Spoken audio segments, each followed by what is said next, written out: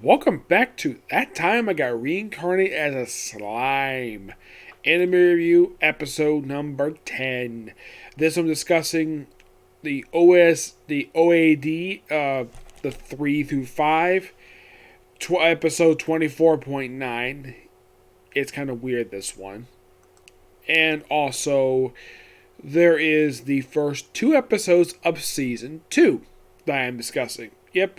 Now, in the case of this three-parter, it's, even though, yes, it's an original story, but it's technically canon because it is written by the original series creator, Fuzi. Yep, he actually came in to actually write a 3-part OAD. This is only the second time he did this because he did also write the finale for season 1 for the show.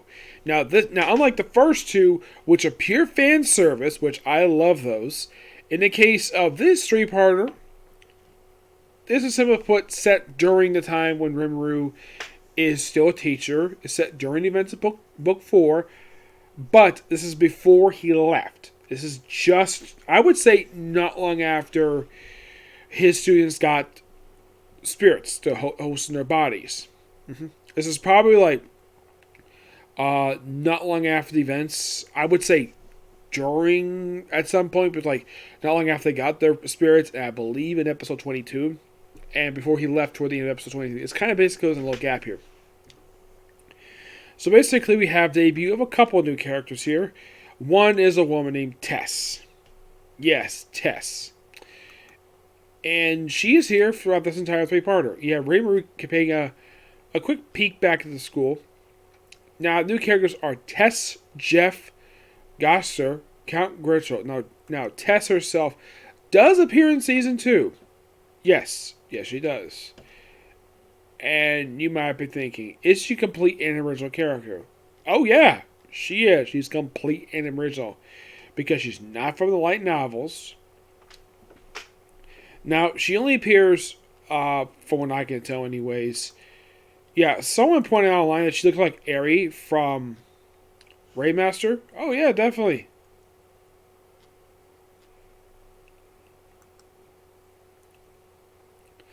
Now, they also use the character Jeff. He also appears in the 3-parter, and I believe he also appears in like the opening episode of Season 2.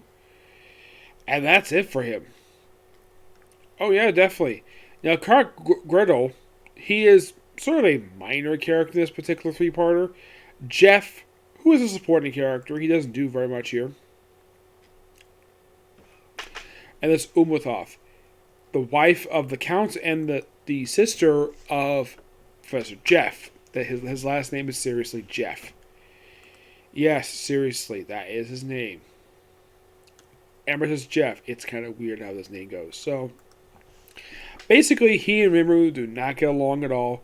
And I should point out, though, this time that Rimuru is a teacher at this free academy.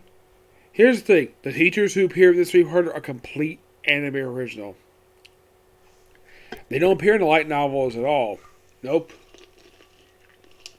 So, they're bringing the fact there's a test coming up here. But before it gets that, there is a scene where we introduce the Count, we introduce his beautiful wife who is sick.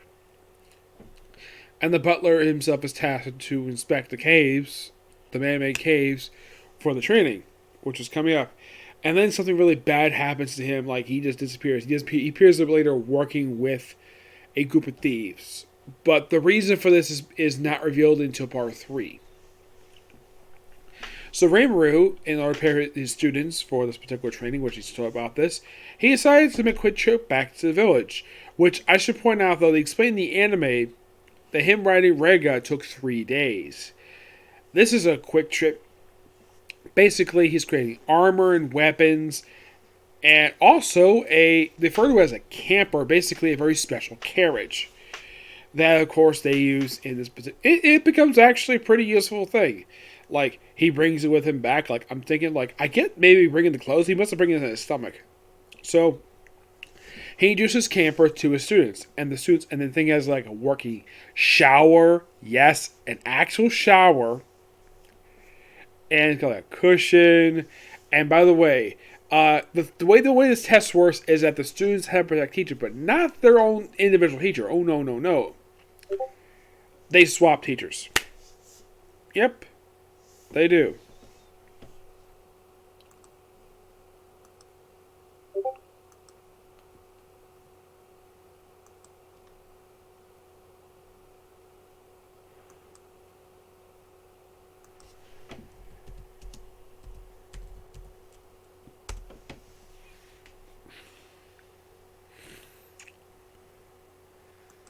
Yeah, it's by far.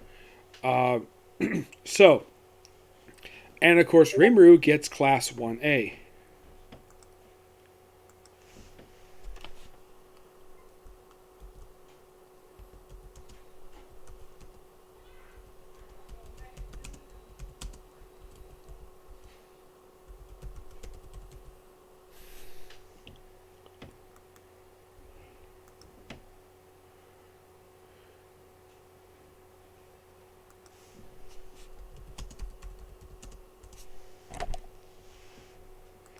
So, and this is quite hilarious. So, basically, when the students, when the kids are basically brought here, like, okay, so Tess basically they have a scene where she's taking a shower, and the girls are being her bodyguard. And here's the thing: two of the boys are blindfolded and told not to peep at at the beautiful teacher. Yeah, Tess is a beautiful woman. Oh, by the way, for Jeff, despite he's in charge, they've explained he's in charge of Class A. Tess, they don't say what class she's part of. In the case of Rainbow, it's Class S.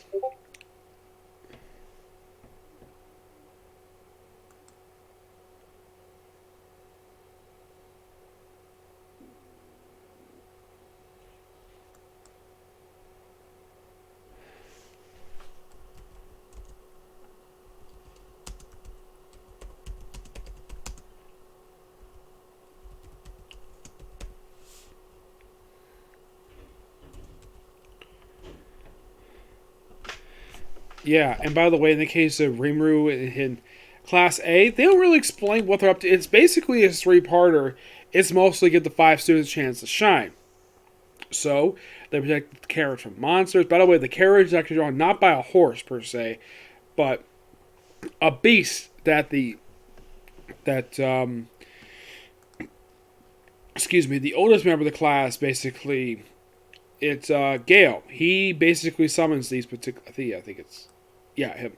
He pretty much in the way summons this particular beast because he's basically bound to a earth spirit. And of course they bring him there, and and then of course they go to the mansion, but they arrive a day early. So they're given an opportunity to go explore the caves. Just see how things are. And when they get there, they're confronted by the thieves. Which of course they proceed to beat the crap out of all of them. Oh yeah, definitely.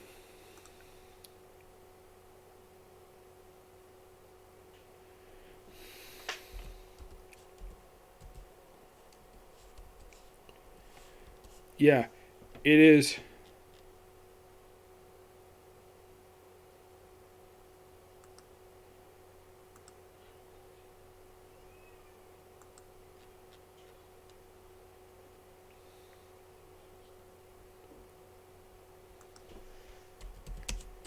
So they proceed to protect each other, but then of course the butler comes in, and it turns out he's possessed by a phantom. They refer to it as a command level phantom. So the teacher, Tess, decides to summon a demon, Diablo. And basically, in order to protect the students, which are all knocked out, Diablo easily defeats the Phantom in exchange, basically, for. Basically, the payment is not her body, like the last time he showed up did. Which, by the way, they do reference the actual.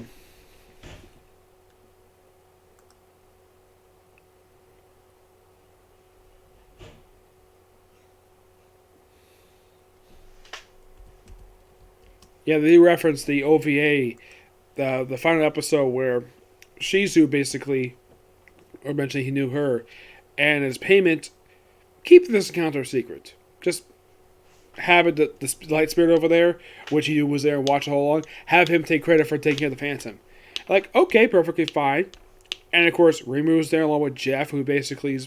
Of course, Rimuru was told what happened with the Count's wife, aka Jeff's sister, which of course, Rimuru had no idea that the Count's sister was actually Jeff's wife. So he's informed by the Great Sage that the healing potion would work, but would actually kill them. You have to do surgery on the actual patient. Then, of course, he does, and like, okay, you can have these potions in exchange. Let me do the. Tells him like, let me do the surgery, and he does, and she's able to live, no problem. And then of course Jeff goes back to his mean ways. It kind of teases beginning of season 2, but that's it.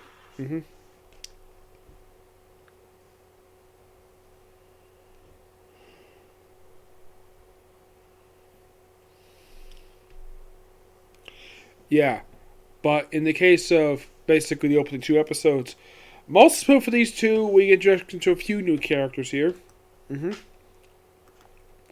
Yep, and this is something I should point out about the opening 2 episodes.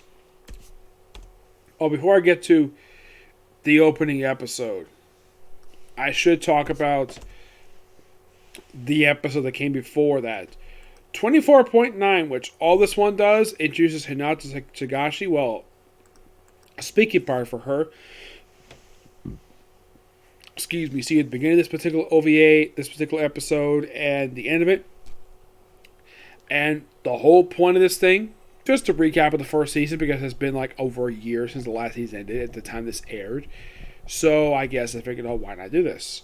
And you hear at the beginning of the episode, and then the rest of the episode is all narrated by Rimuru, who basically does a recap of the entire first season of the show. And then by the end of it, basically Hinata decides to go and visit, well, Rimuru. Thus, an event something will happen later on, which I will probably get to that. The opening 2 episodes of the season. Now, for some reason, I'm not really sure why in the world the series did this for, where the last 4 episodes, or I'd say last 5 episodes of the previous season, adapted the second half of Book 4. Now, I have never actually seen this before they adapt the book. Now, actually, technically, wait, I have seen this before. Overlord, they did it for Overlord 2, though that one adapt a book out of order, not like like the second half book, adapt the first, then adapt the first half. Because the last few episodes of season 1 just adapt chapters 5 through 7, the epilogue, and a little bit of chapter 3. These few episodes adapt pretty much the first couple chapters. Yeah, episode 26 adapts the first chapter. And I think by 25, 26 cover roughly the first couple chapters per se. It's kind of weird that this, because I was reading this and I'm like, wait, because I was watching the anime, I was watching episode 20, and I'm like, wait, where's all the student stuff? I'm like, oh, okay. So that was actually from chapter 5, not chapter 1. Yeah, I thought this was kind of weird. So, basically, because of the events that happened at the end of episode 19, with, of course, the Nation Tempest forming a non-aggression pact with the Beastmaster, they decided to send envoys. They have Benimaru, along with Regard Assistant, basically go to the Beast Nation and the Enemy Kingdom in order to basically form relations. And meanwhile, though, the Beast King decides to send their own people there. Yep. Now, this, of course, basically... Now, here's the weird thing about this. They pretty much had it where Rimuru was still technically a teacher, despite the fact he was already left. Because in the book, he's actually not at the school at this point. Because they adapted stuff out of order, so they have to throw that in, despite the fact he was left at this point. And test something for him. So, he goes back home. And, by the way, the new characters introduced in this episode, we have the introduction of Albus, a snake woman. Sharfina, who's one of the Beastketeers. And Gracious, who's a runt. Yep. We have Sheikah, who at first looked like she's about to fight the champion, but it's a fighting Shion. Yep, fighting her for quite a while. And of course, she does a sort of a almost like a version of the Kamehameha wave in this series. By the way, when they have when they have Sophia first introduced, they have her kicking open a cart door. Yep, they do this. Kick open a door. These two fight for a pretty good period of time, and you have the Runt fighting the champion. And then the fight between them actually ended after like, oh yeah, we passed this, and as we figure, oh yeah, she's actually a snake woman. And by the way, the other woman is also a shape changer as well, except she's a tiger, a white tiger. While their characters are pulled by Bengal tigers. Yep, actual tigers. And then they decided to have drinks afterwards. Of course, she ends up drinking a whole bunch of barrels of apple brandy. And they do mention they actually have the champion try out. Like him and his two companions try out the brandy. Of course, they like it. And then they go, oh yeah, Beastmaster Karen's Alvin will be here tomorrow. And like, and they like spit brandy at him, which I found to be so hilarious, to say the least. Yes. And then they have a new character basically form to actually start diplomatic negotiation in episode 26. And his name is Kobe. Yep. And he technically is from the he's not from the web novel per se. He's mostly from the light novel. Mm-hmm.